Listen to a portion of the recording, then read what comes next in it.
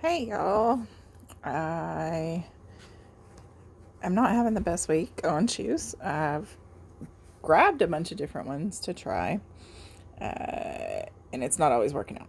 These are the Softstar Solstice, and Softstar recently had, I guess they're probably still running it if they haven't sold out of everything, a sale.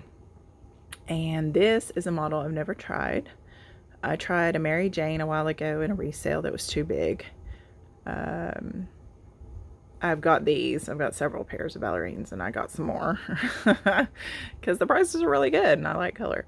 Um, the thing about Softstar is that the sizing is different in the different shoes, and these two have a huge variation.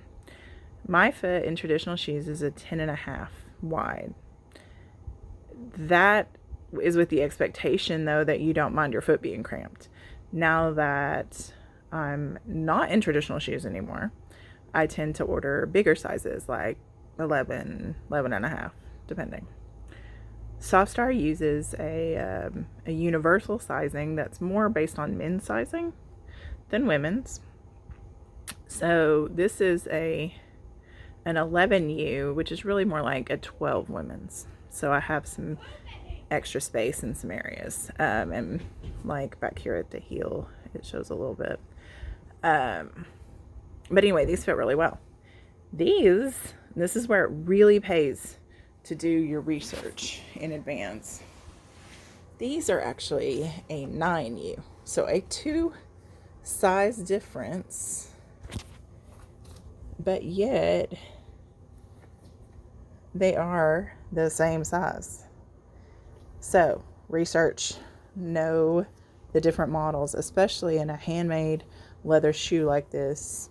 If they're not actually custom in the sense of your foot tracing, then you're going to need to know what you're getting into.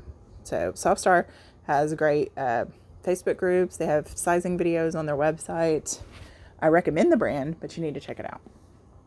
These are likely to stretch a lot. They have a more like a traditional type, like the upper is wrapped around, probably attached to a midsole, and then you've got the insole on top of that. These are actually glued down right in the middle, so I can't take it out completely. And then the outer sole is on the bottom. These have what is called, probably various things, but I'm going to call it a top-down stitching.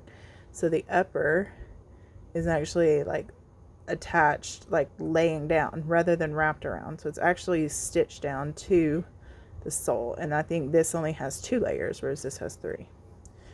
So this is a little bit different construction. This is going to allow for a lot of stretch and allows for more volume. This does not allow really for stretch or volume, and it's kind of tapered. So it's the same length as this, but it is not the same shoe as this. It's also lined, which in my unexpert advice tells me it's not going to stretch the same. In addition, I also crowdsourced that information today, but I think the reason it doesn't stretch is because it's lined. This is not lined. So this leather, anywhere you push on leather, the leather's going to stretch. So these soles are the same, but even the Vibram on the bottom is different. Virtually everything else about these shoes is different. This is probably the same leather that's used on the metallic here, but this is not lined, so it behaves differently. This fits my foot in the technical sense, though this is tight around my big old instep. If you watch my videos, you know that's where I have problems. But up here with no stretch, it is just not going to work for me. My toes, they're not technically out of alignment, but they're just not splayed, and I want them to be able to display. And from the information I'm crowdsourcing, and like I said, the fact that it's lined, most likely this is not going to stretch. This top down, if it was unlined like this and top down, then I probably would get some stretch beyond, but it's really well well put here. And the lining. So anyway, this is their Mary Jane has a similar construction, at least in the back. It's closed here in the front, and if I remember correctly, this is not open either.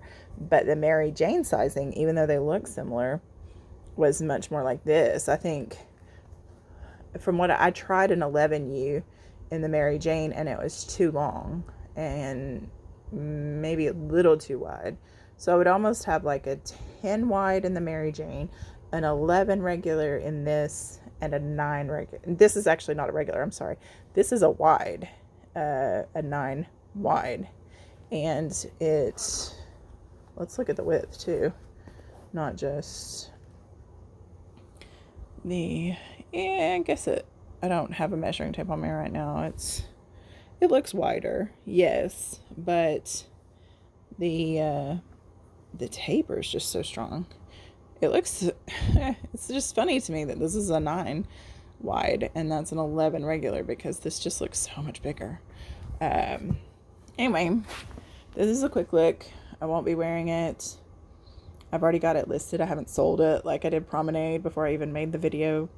But I will be passing this on to someone else. It was part of their recent sale, so I got a great discount and thought I'd give it a try. But just, it's a different kind of shoe. It's not so much the volume. I would probably do what I could to stretch this if the shoe worked for me. It's just, it's not flattering on me, and I just really don't like how tight this is and the prospect of it not stretching.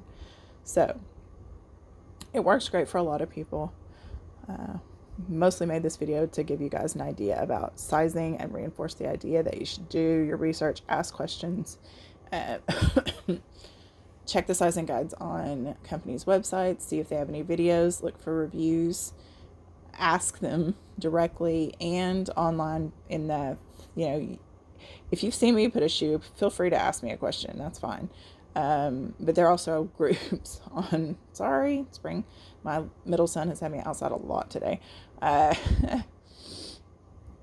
are groups on Facebook that are really helpful as well. The Minimalist Shoes Buy Sell Trade, and Softstar has a group as well. Softstar Shoes Buy Sell Trade USA, I think. So it's really good to find stuff like that and ask questions of people who've bought them before. That is how I knew, even more than looking at Softstar's website, which says go down 1 size, that I needed to go down 2 sizes in this shoe. And it's exactly the right length. There's no way I could size up. It would be like my toes would be here. Right now they come here in a really nice shape. Just doesn't work. Anyway, check them out.